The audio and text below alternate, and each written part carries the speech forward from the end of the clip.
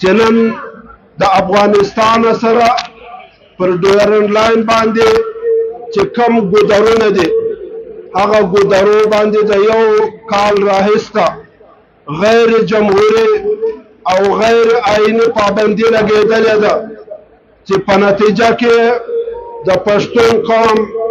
صرف معاشي قتل عام نه دی سوی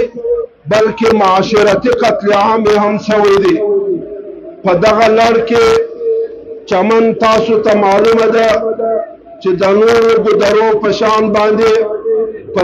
چې پر دغه ګودر باندې بارډر باندې چې زموږ کم حقوق دي هغه که د کاروبار په شکل باندې دي هغه که د قرابتو په شکل باندې دي او هغه که د بابایي مځکو د خپلولو په شکل باندې دي د دې دپاره د چمن 10 لکه آبادي دا سراپا احتجاج ده لکه په انګور اډه کې او یا پر نورو بارډري سیمو باندې لیکن تر اوسه پورې هیڅ شنوایي نه ده سوې چې کله خبره وسي د دې سره نو دې دا خبره کوي چې دا د قانون تقاضا ده لیکن موږ دا وایو چې قانون دا دی چې په لیکه کې دننه کم قومونه آباد دي د حکومت آئینی ذمہداری دا ده چې هغه قومو ته روزګار ورکړي لیکن حکومت د روزګار د ورکولو بجای روزګار ځین اخیستی دی لہذا په دې یوه خبره باندې تاسو پوره ځان پوه کړئ چې پروپیګانډا دا کېږي وایي د چمن خلک پاسپورټ نه مني او پاسپورټ یو ملکي ډاکومنټس دی موږ دا خبره کوو چې پاسپورټ دا د دې ملک یو ډاکومنټ دی که موږ سفر کوو د دې پاسپورټ د لارې سره کوو لیکن د چمن پر سیمه باندې د پاسپورټ اجرا دا معنا ده چې دا خلکو د سوونو کلونو کاروبار به ختم کېږي د دې خلکو د سوونو کلونو قرابتونه به ختم کېږي او د دې خلکو په لکاو ایکړ مځکه به د لاسه ورکول کېږي لہذا پر دې بنیاد باندې نن د خیبر په دې تاریخي سیمه کې د دې تاریخي جرګې په پندال کې د پښتانه قوم په مخ کې موږ نن د چمن مقدمه ږدو چې د تېر یو کال څخه هر قسم جایز احتجاج سوی دی لیکن هغه ظالم حکومت د اوسه پورې هغه ته غوږ نه دی نیولی ستاسو څخه نن رایه اخلو چې د چمن په شمول پر ټولو بارډري سیمو باندې چې دا کومه غیر آئیني غیر قانوني فیصله د پاسپورټ د لپاس دا سوې ده دا فیصله تاسو ته منظوره ده لہذا دغه فیصلې په باره کې نن پښتون قوم متحد دی او یوازې دا نه چې د خیبر په دې سیمه کې صرف اپریدي قوم بلکې د چمن څخه در خیبره پورې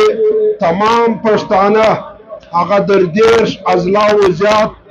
هغه تعداد لري دا ټول پر دې باندې متفق دي چې د بارډر په حق کې سوې فیصله دا مستنا منظوره ده او په آخر کې زه یوه خبره درته کوم چې پښتون چې خپل حق غواړي دا په قرآن باندې ثابت دی دا حق الله رب العزت فرمایلی دی د حضرت ابراهیم علیه السلام واقعه ذکر کوي چې رب اجعل هذا بلدا آمنا وارزق اهله من الثمرات دوه شان د وطن قرآنی او مسلمانی حق دی یو امن دی او بل روزگار دی نن زموږ په وطنو کې امن شته که نشته او زموږ د وطن سره روزګار اخیستل سوی دی که نه دی اخیستل سوی لہذا پر دې بنیاد باندې موږ دغه اسلامي او شرعي حق غوښتونکي د پاکستان د آئین او د قانون هم دغه تقاضا ده خو یوه خبره ده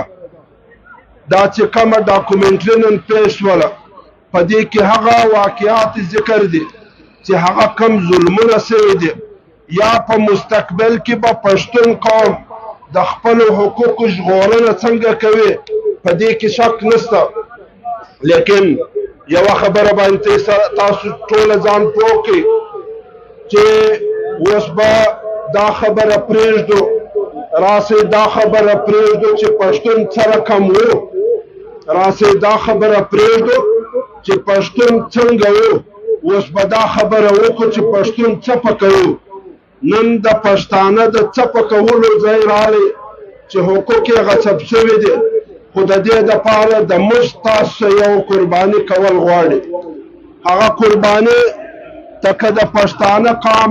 سپین ږیرې ځوانان دا تیار سوله، بیا به انشاءالله موږ خپل حق په خپل لاس کې راوړو. یو شی په هغه کې هغه دا دی چې د خان اوجره او د ملا مسجد بلاس پلاس کې سره ورکوي، بیا د پښتون قوم اتحاد ممکنه دی. نن تاسو ته معلومه ده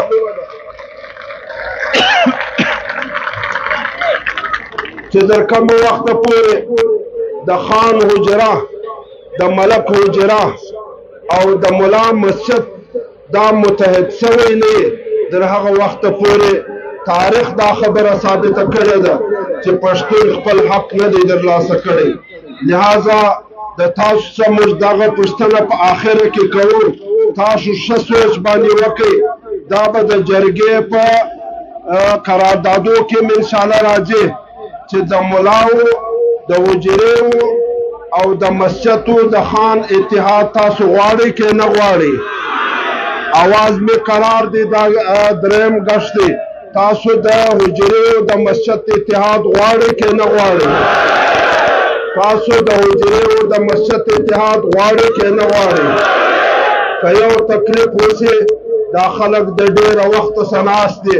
د حجرې او د مسجد د اتحاد غوښتونکي څوک یې هغه د لږ تکلیف وکړي، پر خپل ځای دې ودرېږي او په پورته لاس دا مطالبه کښېږدي چې د خانو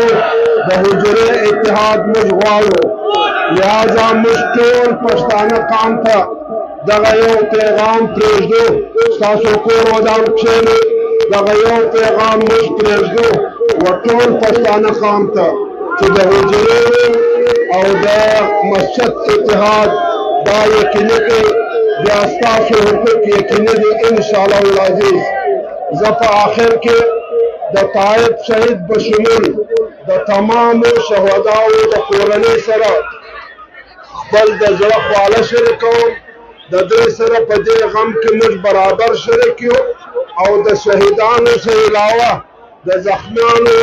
د صحت یابۍ لپاره د الله رب العزت څخه دعا غواړو. الله رب العزت زموږ و زخمیانو ته روغ رمټ صحت ورکړي.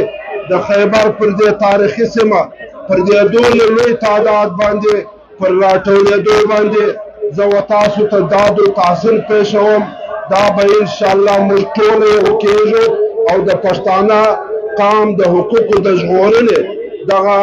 مجلس به در پای رسوو، لیکن په پرامنه طریقه باندې، د دهشتګردۍ په طریقه نه، په قانوني طریقه، په جمهوري طریقه باندې. دې ته تاسو تیار یاست انشاءالله. و آخر دعوانا الحمد